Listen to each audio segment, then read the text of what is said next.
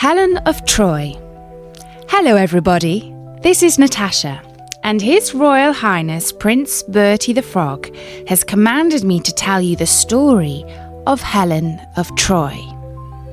It's a story which was told thousands of years ago by the poets of ancient Greece, and since then it has been told and retold countless times.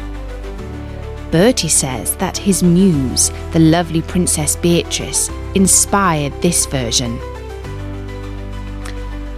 A long time ago, in the age of heroes, when gods and goddesses still took a close interest in human affairs, a great wedding was planned between a famous warrior called Peleus and a lovely sea nymph whose name was Thetis.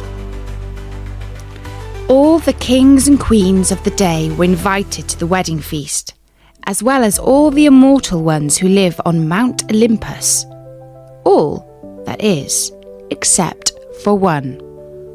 For no invitation was sent to Eris, the goddess of strife. Now, strife is when people argue, and it was generally thought a bad idea to invite strife to a wedding party, in case she caused the happy couple to quarrel.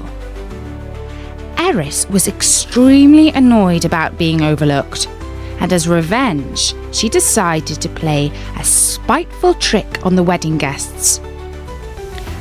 Just as the celebrations were at their height, she appeared in the banqueting hall dressed as a serving girl.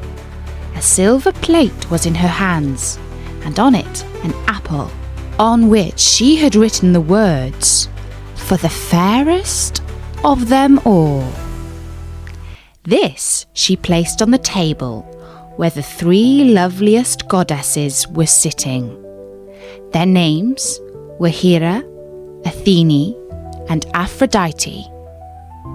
Immediately that they saw the words on the apple, a quarrel broke out between the three goddesses.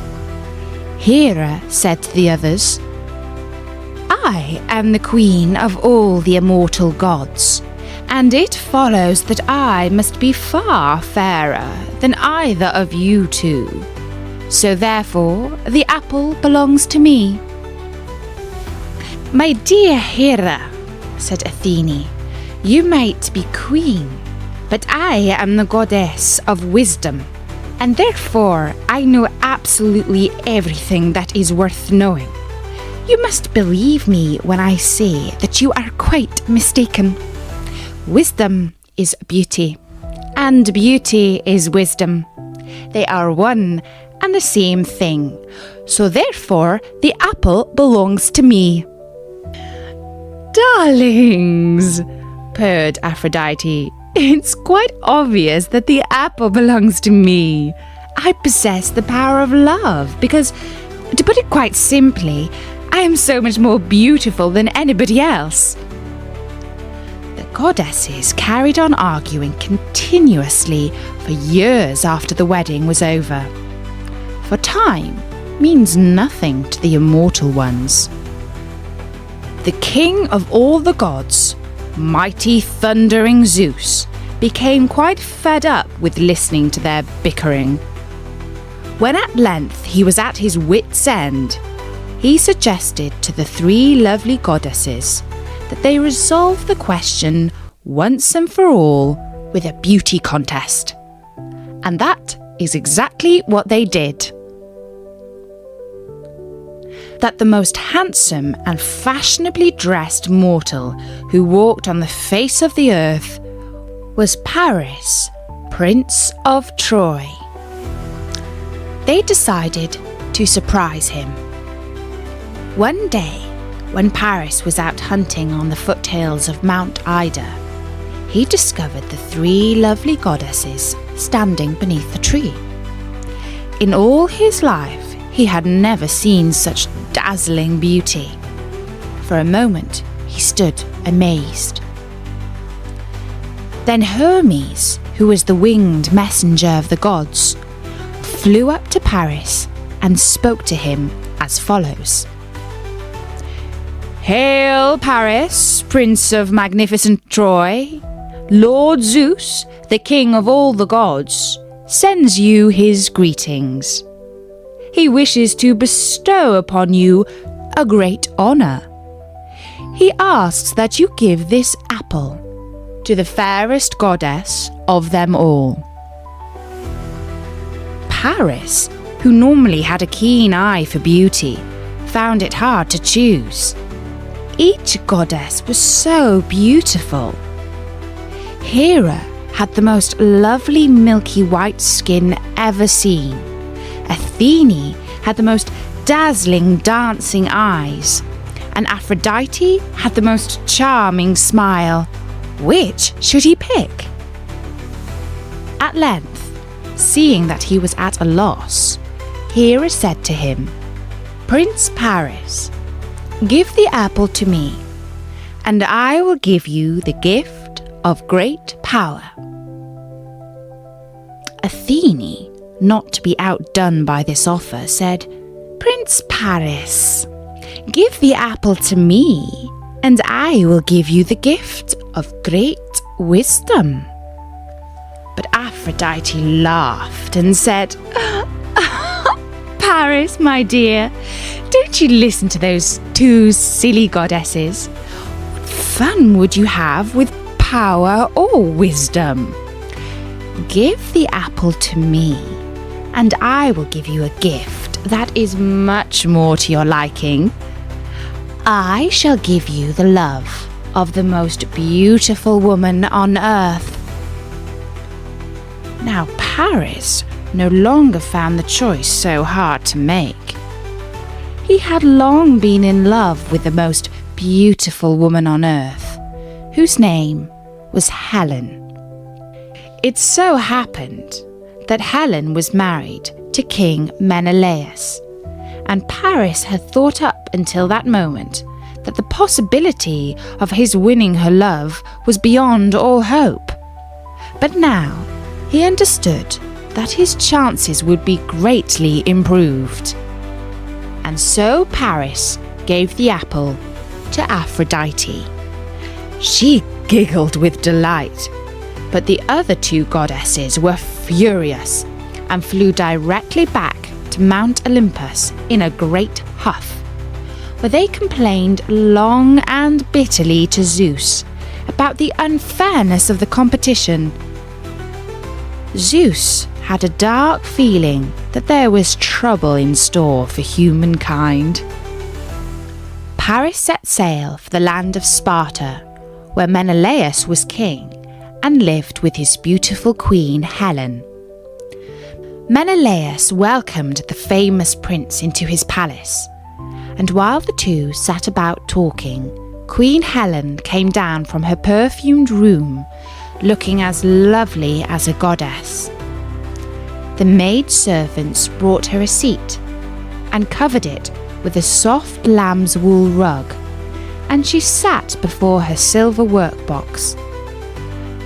But before she began to embroider, she glanced over at the visiting prince and questioned her husband. "Shall I guess the name of this prince who has come to visit us? Let us see if I am right or wrong. I have heard tell of a prince from far-off Troy, who is famous the world over for his looks and fashionable style. Is it he, Paris, Prince of Troy, who has come to stay with us?" "My dear wife," said Menelaus, "as always you are quite right. It is indeed Paris, Prince of Troy, who is paying us the honour of his visit." And Paris acknowledged Queen Helen with a nod of his head. At dinner that night, Helen added a special potion into the wine, so that anyone who drank it would forget all his cares and be happy for the rest of the evening. They feasted and made merry, and while Menelaus was busy laughing and joking with one of his generals, Paris spoke softly to Helen.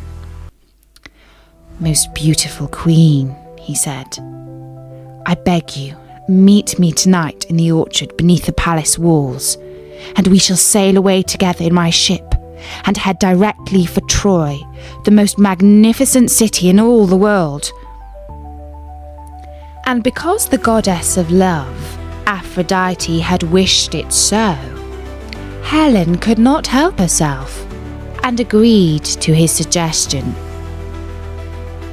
When King Menelaus awoke in the morning and discovered that his guest and his wife had run away together, he flew into a rage, kicking the furniture and punching the walls of his chamber.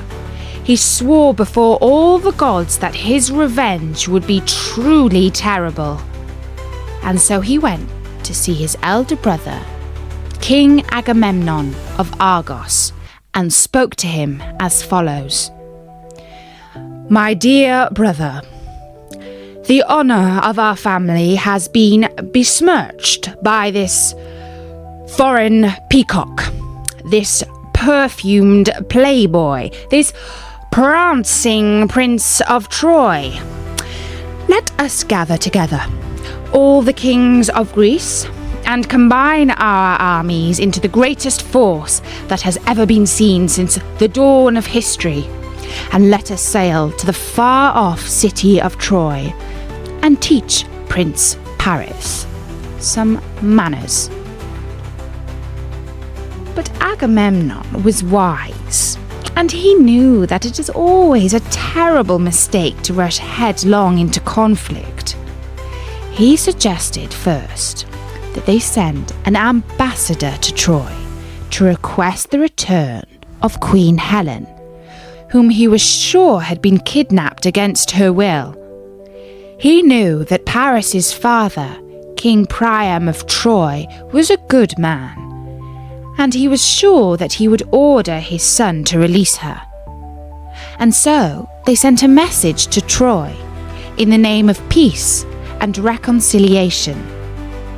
But Helen did not wish to go home, and Prince Paris refused to return the lovely queen to her husband, saying that they had been brought together by the goddess of love, Aphrodite herself. And so that meant war. King Agamemnon, the brother of the wronged Menelaus, summoned all the kings of Greece and prepared a navy of 1,000 ships, the greatest military force to ever set sail. And that is the story of how the Great War between the Greeks and the Trojans was started by Prince Paris and Queen Helen. I will be telling the rest of the tale of Troy soon. Bertie says you should look out for the wooden horse, which is one of the most exciting bits of the story. And of course, I won't forget to tell you all about that. But for now, from me, Natasha, bye-bye!